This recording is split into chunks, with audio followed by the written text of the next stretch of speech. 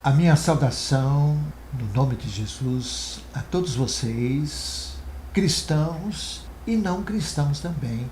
Eu vou falar a respeito de Israel.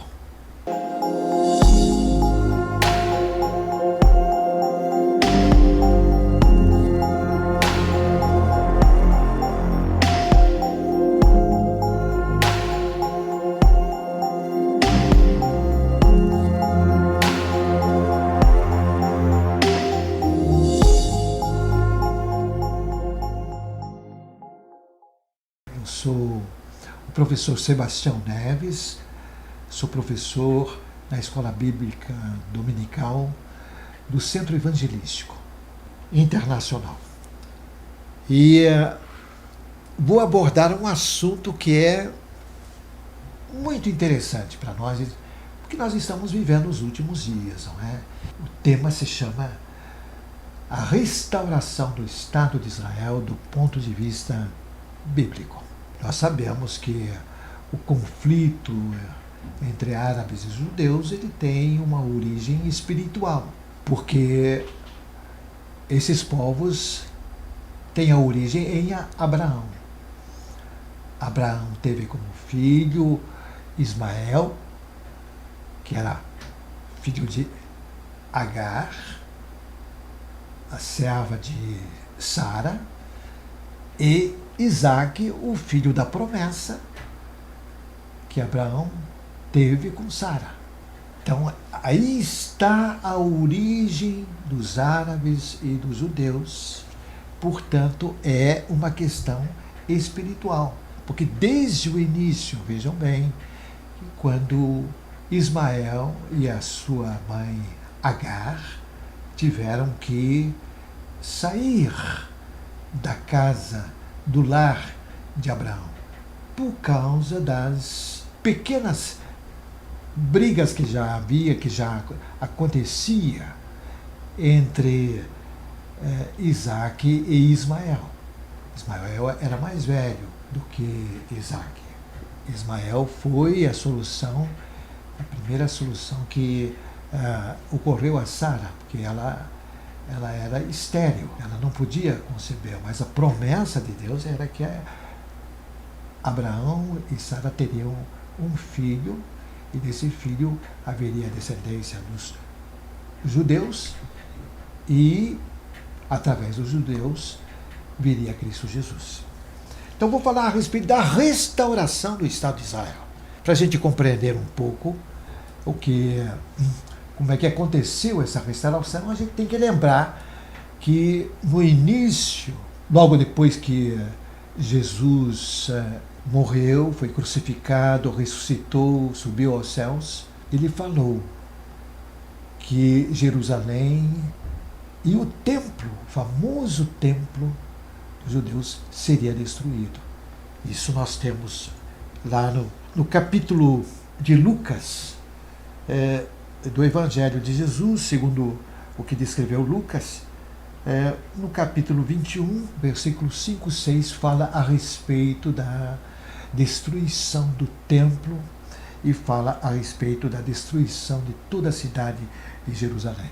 Logo, umas décadas depois, aconteceu uma revolta dos judeus, no anos de 66 a 70 depois de Cristo.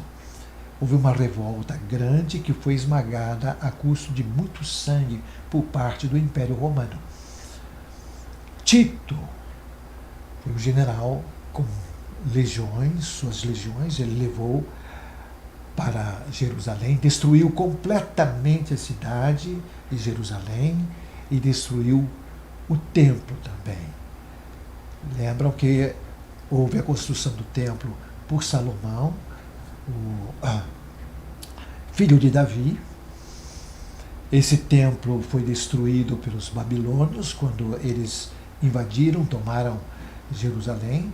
Depois Esdras e Neemias procuraram restaurar o templo, mas não tinham os recursos necessários para trazer a magnificência que tinha o primeiro templo de Salomão. Mas foi restaurado o templo, E mais tarde, na época de Jesus, Herodes o Grande, ficou conhecido como Grande, ele fez muitas obras, perseguiu, aquele mesmo Herodes que mandou matar as crianças em Belém, porque ele tinha recebido a notícia de que em Belém tinha nascido o rei dos judeus.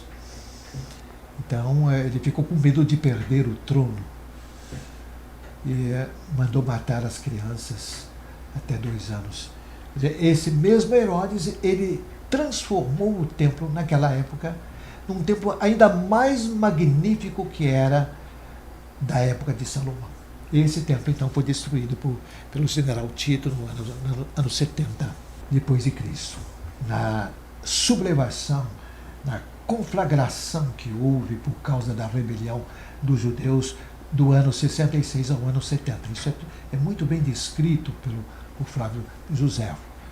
Vai aparecer na imagem aí como foi a destruição de Jerusalém pelas legiões do general Tito, que depois, por causa desse feito, dessa proeza, ele se tornou um César do Império Romano durante algum tempo. Interessante que Jesus havia dito para os apóstolos, que ele havia dito quais os sinais do fim dos tempos. Haveria guerras, rumores de guerras, terremotos, sinais extraordinários, no sol, na lua, uma degradação moral muito grande na época que precederia a sua segunda vinda. Mas os apóstolos interromperam Jesus e disseram: mas veja, que templo magnífico nós temos, isso será destruído também? E Jesus disse: virão dias em que não ficará pedra sobre pedra que não seja derribada, referindo-se ao templo. Isso está lá em Lucas 21, 5, 6. Flávio Joséfo, um historiador judeu, contemporâneo de Paulo, e em parte também foi contemporâneo de Jesus, ele descreve muito bem o que foi essa destruição de Jerusalém e a destruição do templo. E 600 mil judeus, esse é o cálculo que Flávio Joséfo, o historiador, deu, foram mortos. Uma tentativa de extinção do povo judeu que morava na Palestina nessa época. Os que sobreviveram foram levados como cativos para Roma. E Roma era um império muito grande.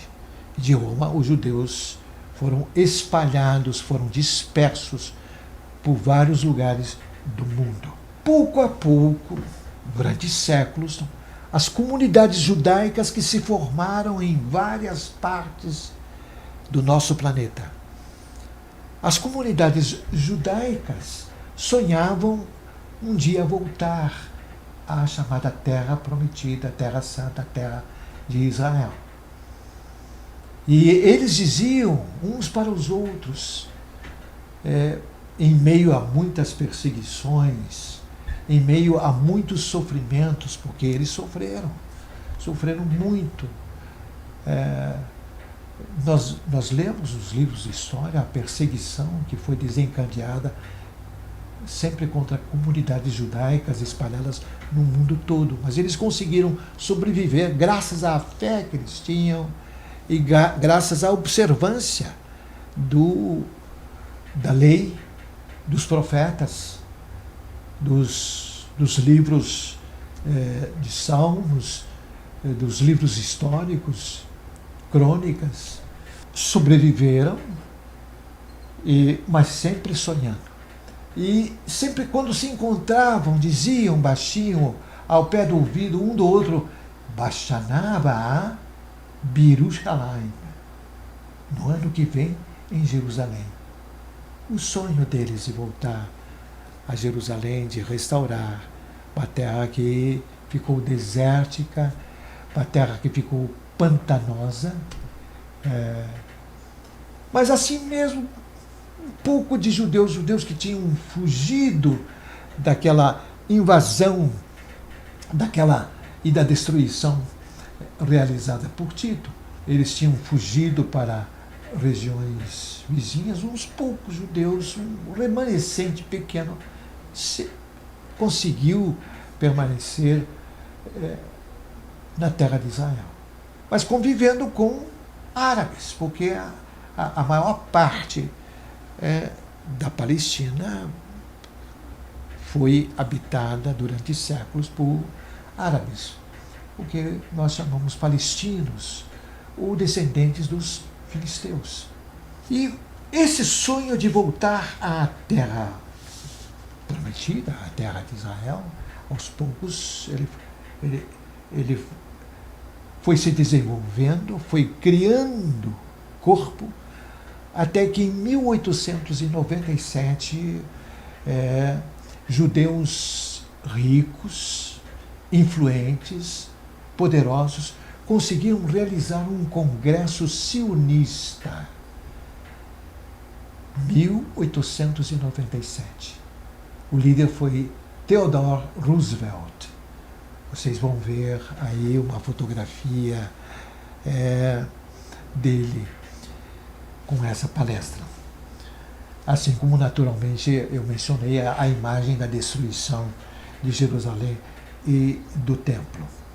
O que quer dizer sionista? O que quer dizer sionismo? Então, esse movimento internacional judaico, no sentido de realizar um retorno de judeus para a terra de Israel, começou. Eles começaram a bancar, a favorecer judeus que queriam voltar à terra de Israel. Começaram a fazer isso pouco a pouco e com uma certa discrição. Mas aí veio a Primeira Guerra Mundial, e na Primeira Guerra Mundial a região, que era a região da Palestina, era dominada pelos turcos, pelos otomanos. E os judeus ajudaram a Grã-Bretanha a derrotar os otomanos na tomada de Jerusalém, na tomada dessa região chamada Palestina. E, como gratidão, o ministro das Relações Exteriores da Grã-Bretanha, chamado Balfour, fez uma declaração de que os judeus tinham direito a ter um lar judeu naquela terra da Palestina. Isso ficou conhecido como a Declaração Balfour. Até que chegou a Segunda Guerra Mundial e nós sabemos, não é, pelos livros, pelas fotos, pelos filmes, que 6 milhões de judeus foram exterminados na Segunda Guerra Mundial pelos nazistas, por Hitler e o seu círculo mais íntimo de assessores que conceberam o que eles chamaram de solução final para exterminar completamente os judeus. Então, 6 milhões de judeus foram mortos.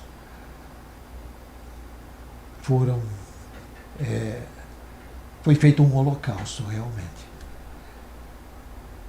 Campos de concentração, enforcamentos, execuções em massa de judeus. Isso está exposto por fotografias num museu chamado Yad Vashem, em Jerusalém. aqueles que forem a Jerusalém, que fizerem uma visita a Israel, podem ir ver. É um tanto triste. Não é? A gente vê fotografias de ossos secos de judeus em campos de concentração. Lembrando Ezequiel 37, o chamado Vale dos Ossos Secos. E sobre isso, no final dessa aula, do que estou compartilhando com vocês, no final vai ter um vídeo de 2 minutos mostrando o que era o Vale dos Ossos Secos e o que aconteceu no Vale dos Ossos Secos, segundo Ezequiel, capítulo 37. Depois da guerra, o mundo se sentia desconcertado, perplexo com o que tinha acontecido em todas as terras, em todos os lugares que foram dominados pelos alemães, pelos nazistas. O que eles fizeram para tentar exterminar o povo judeu. Então, com esse remorso, eles fizeram a primeira grande sessão das Nações Unidas, uma sessão especial das Nações Unidas para tentar resolver um problema chamado problema da Palestina, porque lá também conviviam árabes, os palestinos. Então, criou-se uma situação que ficou conhecida como a questão palestina, que foi abordada nessa sessão extraordinária das Nações Unidas, e que foi presidida por um brasileiro, um diplomata brasileiro chamado Oswaldo Aranha. E vocês vão poder ver aí a fotografia do Oswaldo Aranha falando nessa sessão especial para resolver o problema da Palestina. E essa sessão especial, com muitos debates, com muitas discussões, com muitas divergências sobre o que seria dos judeus, o que seria dos palestinos, Oswaldo Aranha percebeu que não haveria uma maioria para a criação do Estado de Israel. Então ele suspendeu a sessão. Suspendeu a sessão e para as conversas de bastidores. É assim que age a diplomacia. Ele era conhecido como um diplomata hábil. Agora, por que é que ele foi escolhido? O Brasil, em 1947, não era nada. Ele era somente um grande produtor de café. O Brasil não tinha nenhum título de Copa do Mundo. Não era conhecido pelo seu futebol. Não era conhecido por ser sequer uma pequena potência econômica ou política. Não. É uma indagação que fica no ar. Sabemos naturalmente que havia uma disputa entre os americanos e os russos com relação a essa sessão especial. Então, para que não fosse um americano e nem um russo, o presidente da sessão especial das Nações Unidas, era necessário escolher um tertius, um terceiro homem. E a escolha recaiu sobre Oswaldo Aranha, que foi muito eficiente, foi muito sagaz. E, de fato, a sessão resultou na criação do Estado de Israel. E de uma porção do território também destinado a um Estado palestino. Mas os palestinos não aceitaram. E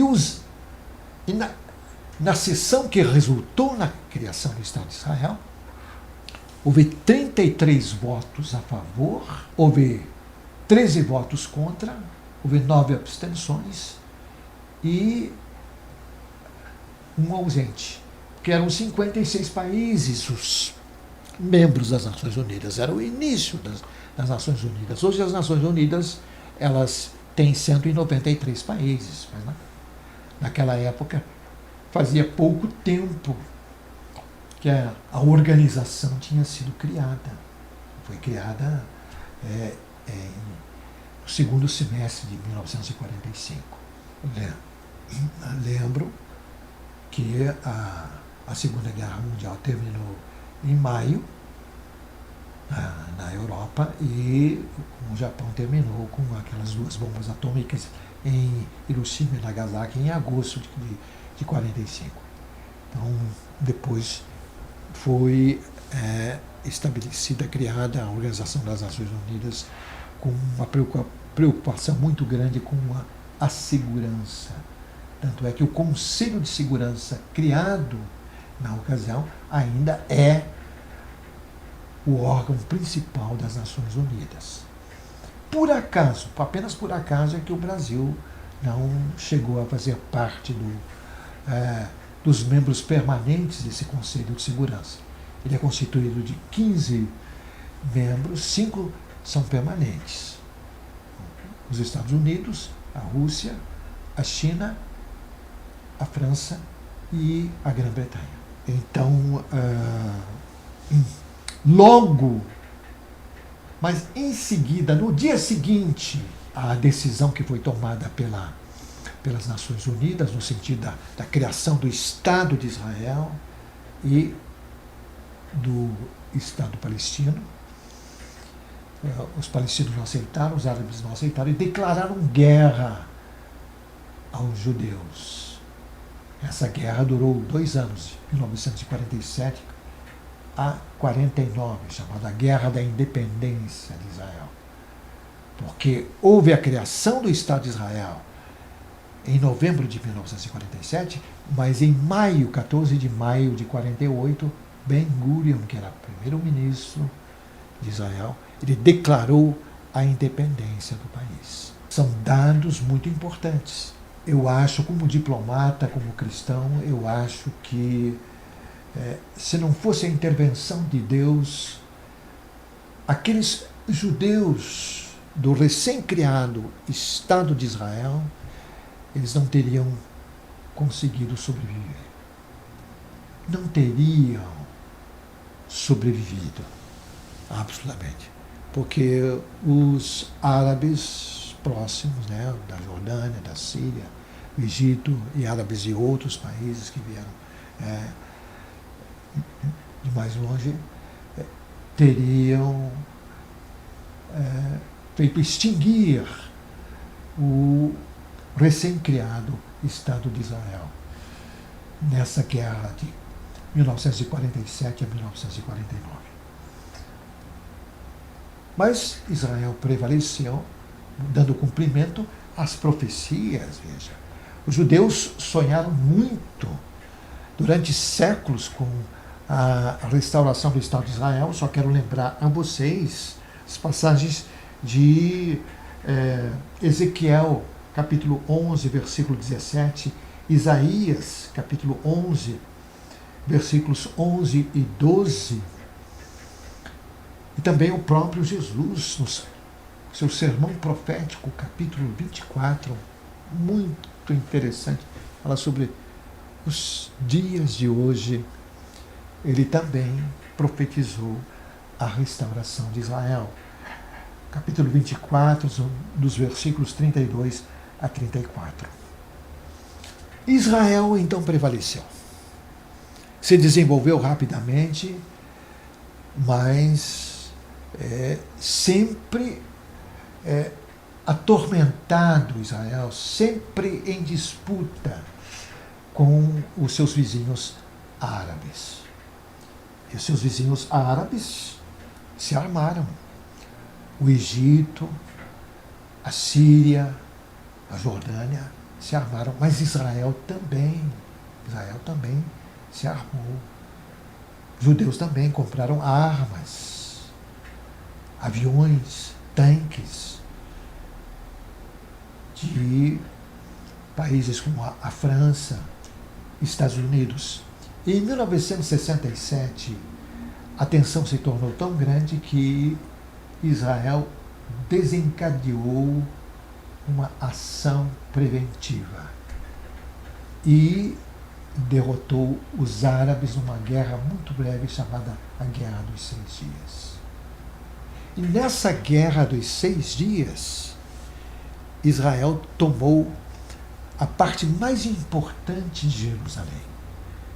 Porque quando foi constituído o Estado de Israel, Israel ficou só com a parte ocidental, menos significativa de Jerusalém. A parte mais importante das mesquitas, das sinagogas, das igrejas, é a parte oriental, até hoje.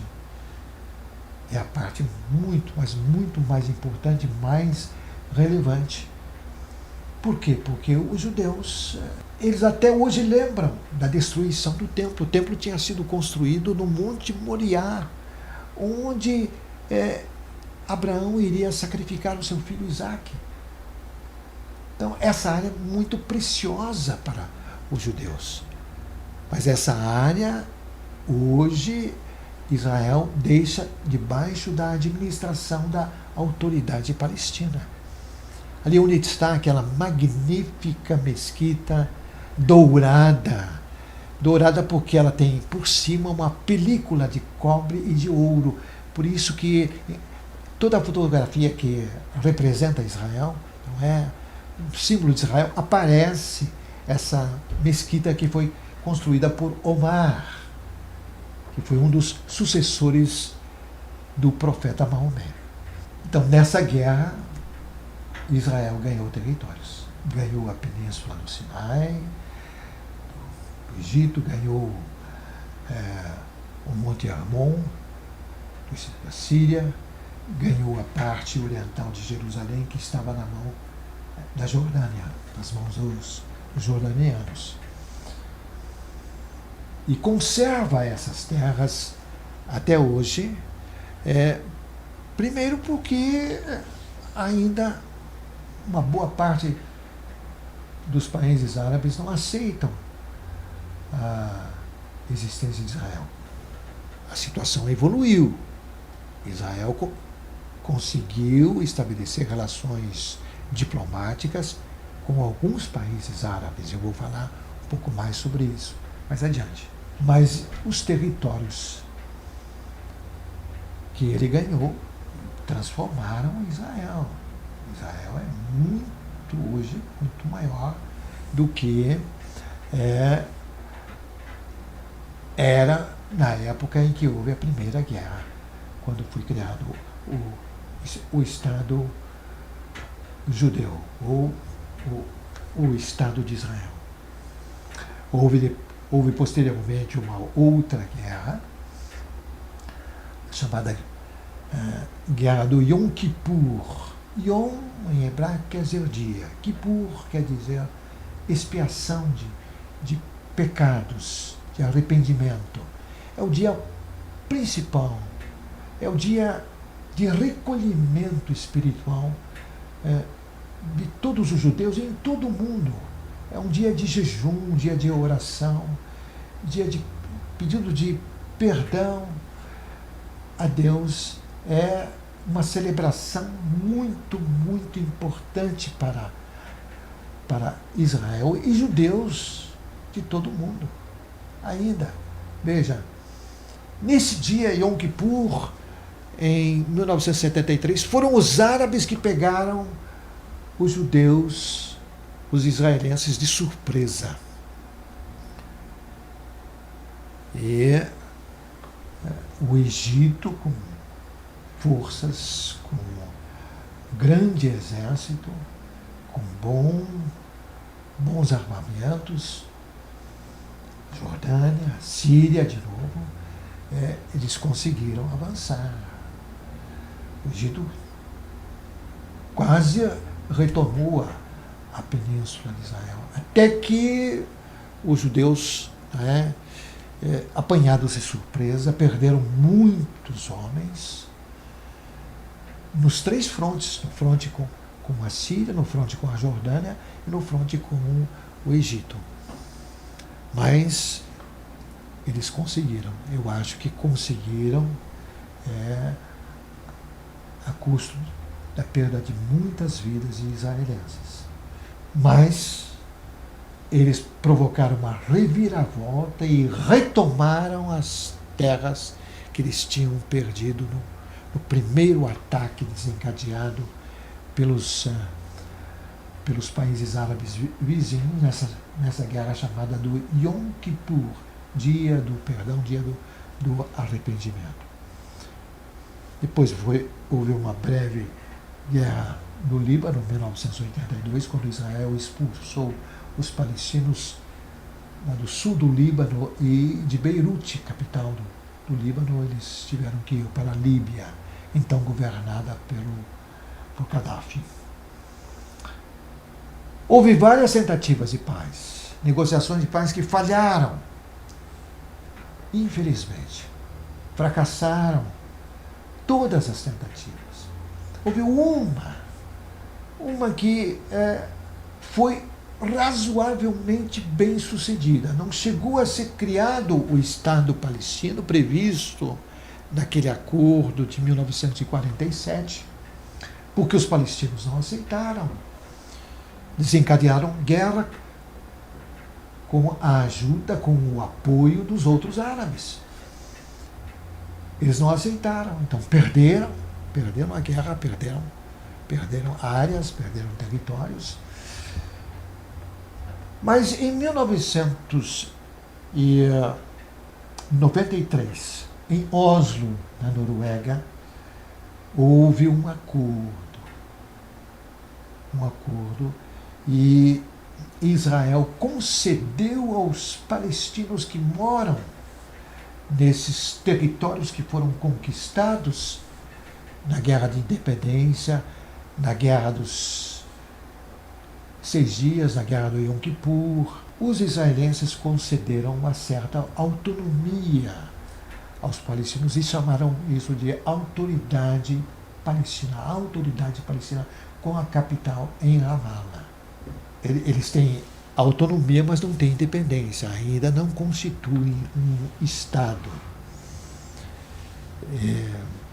Infelizmente, organizações terroristas foram criadas na faixa de Gaza, que é território palestino, mas sempre causando problemas, sempre criando situações de conflagração com os israelenses. E organizações terroristas no sul da Síria, hoje com baterias de mísseis apontadas para Israel, fornecidos esses mísseis pelo Irã. E também no Líbano. O Hezbollah, uma organização terrorista forte, poderosa, dentro do Líbano, faz parte, muitas vezes, do governo do Líbano. No Líbano tem muçulmanos, cristãos, drusos. Normalmente o governo é constituído por líderes dessas etnias, desses povos. Cristãos, o Líbano é uma espécie de excrescência no mundo árabe, porque normalmente quem dirige o Líbano é um presidente cristão. O primeiro-ministro é druso ou é muçulmano. Mas, então, essa tentativa de paz de 1993, que foi assinada pelo primeiro-ministro Yitzhak Rabin e por Yasser Arafat, que era o líder da Organização de Libertação da Palestina, que era uma organização terrorista e acabou se transformando numa organização política. Mas dentro da OLP, ainda hoje em dia, existe uma pequena minoria, que não aceita a existência de Israel. Mas no tratado que foi firmado lá em Oslo, na Noruega, em 1993, que resultou na criação da autoridade palestina, não é o Estado palestino, mas a autoridade palestina, então, com uma certa autonomia. O presidente da autoridade palestina, em geral, é o líder também da OLP, mas ele é contestado, muito contestado pelas organizações terroristas. Organização terrorista que é muito atuante e domina a faixa de Gaza. A faixa de Gaza está separada do território principal da autoridade palestina, que está na Samaria. Qual é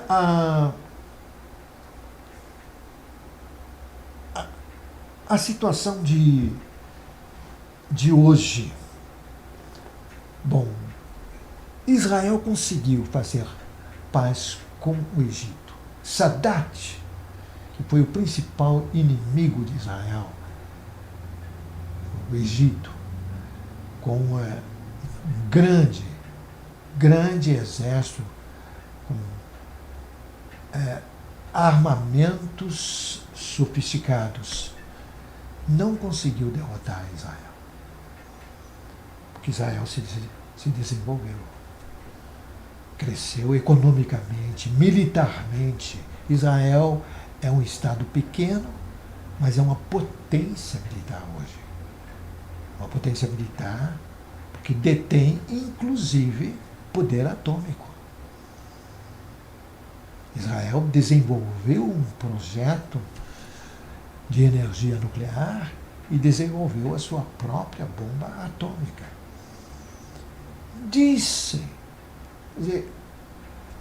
Especula-se que na guerra do Yom Kippur, no início da guerra, quando Israel estava perdendo territórios, especula-se que a primeira-ministra de então, Golda Meir, teria cogitado do uso da bomba atômica. Eles tinham naquela ocasião, já tinham naquela ocasião, 1973, eles já detinham o poder da energia nuclear, já tinham a sua própria bomba. Mas Israel,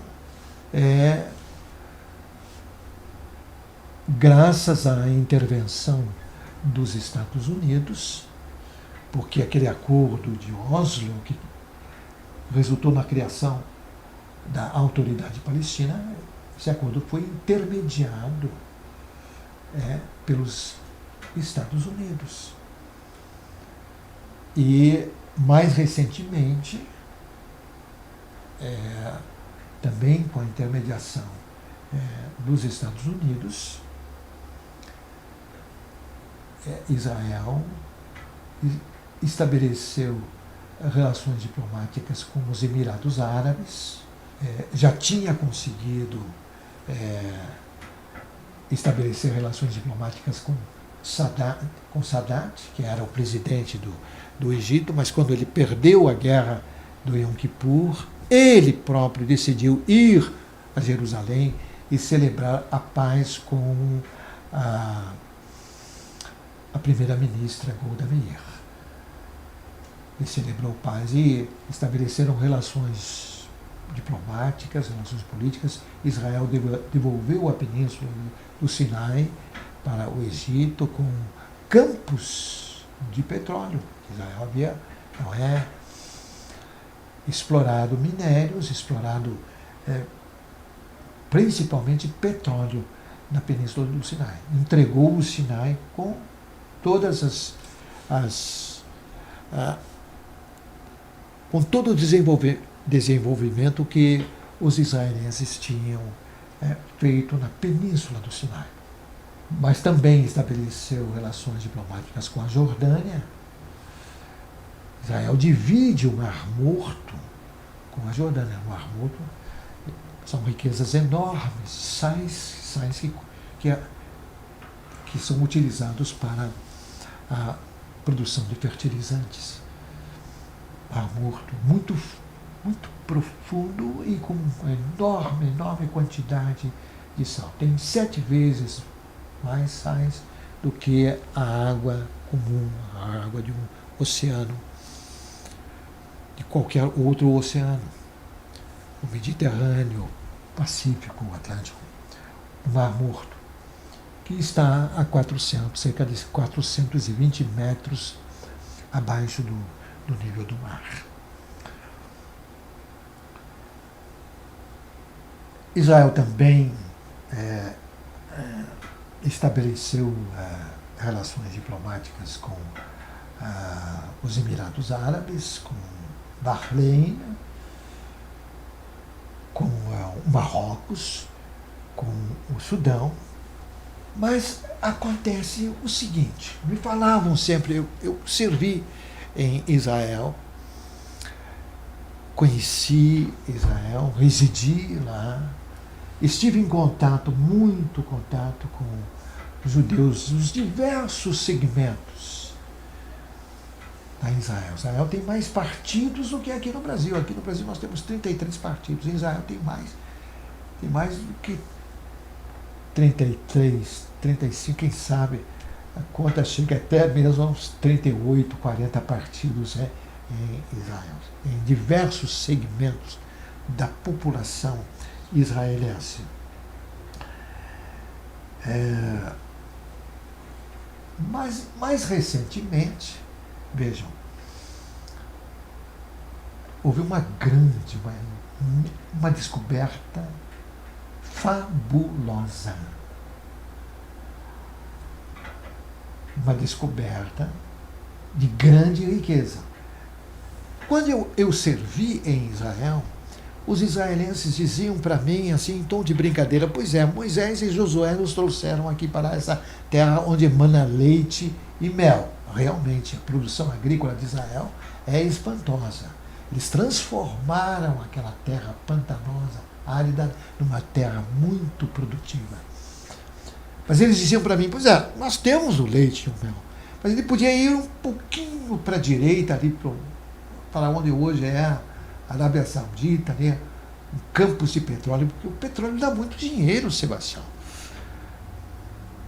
Diziam isso para mim naquela época, que eu trabalhei, que eu servi,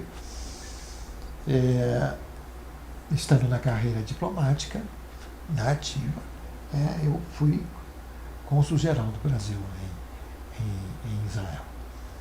Diziam naquela época, mas hoje, recentemente, eles descobriram, junto com técnicos libaneses, nas águas territoriais dos dois países, a maior reserva de gás do mundo. Maior reserva. São trilhões de metros cúbicos de gás, justamente agora, não é? Que já estamos vivendo uma crise energética na Europa e nos Estados Unidos. Chamaram a essa essa imensa reserva de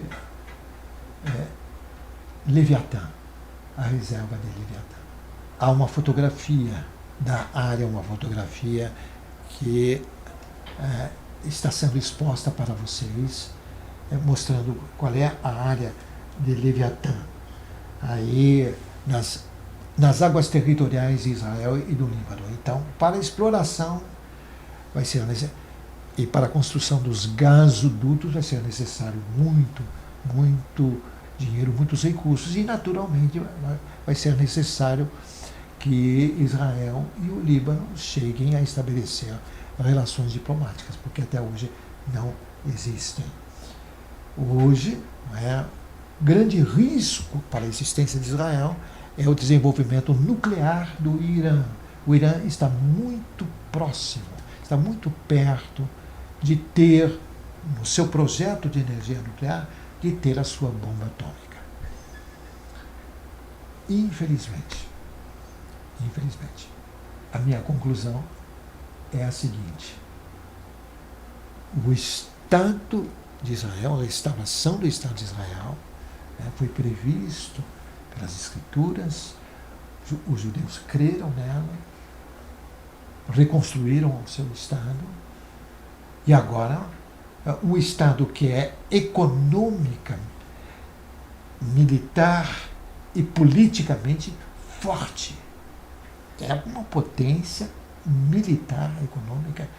Veja as coisas que eles têm descoberto, o nível de instrução, o nível de desenvolvimento científico e tecnológico que Israel alcançou desde a sua criação. É o que eu tinha para compartilhar com vocês a respeito da restauração do Estado de Israel. Que Deus os abençoe. Lembre-se de orar por Israel. Há uma promessa muito grande no Salmo 122.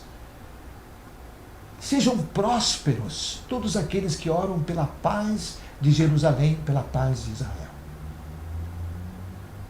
Sejam prósperos. Yevarecha Adonai ve'izmerecha, que o Senhor te abençoe e te guarde. Yair Adonai panav alechem ve'ichenechem, que o Senhor faça resplandecer o seu rosto sobre vocês e tenha misericórdia de vocês. Issa Adonai panav alechem vegam ala mishpachot shelachem, que o Senhor levante o seu rosto sobre vocês e lhes dê a paz para vocês e para suas famílias. No nome santo e poderoso de Jesus. Amém. The hand of the Lord was upon me. He brought me out by the Spirit of the Lord and set me in the middle of a valley. It was full of bones. He led me back and forth among them, and I saw a great many bones on the floor of the valley. He asked me, Son of man, can these bones live? I said, O sovereign Lord, you alone know. Then he said to me, Prophesy to these bones and say to them, Dry bones, hear the voice of the Lord. I will make breath into you, and you will come to life.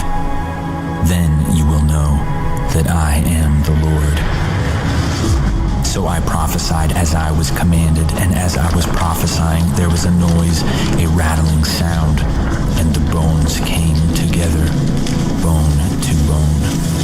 I looked, and tendons and flesh appeared on them, and skin covered them, but there was no breath in them. Then he said to me, Prophesy to the breath, and say to it, Come from the four winds, O breath, and breathe into these slain that they may live. So I prophesied as he commanded me, and breath entered them. They came to life and stood up on their feet, a vast army.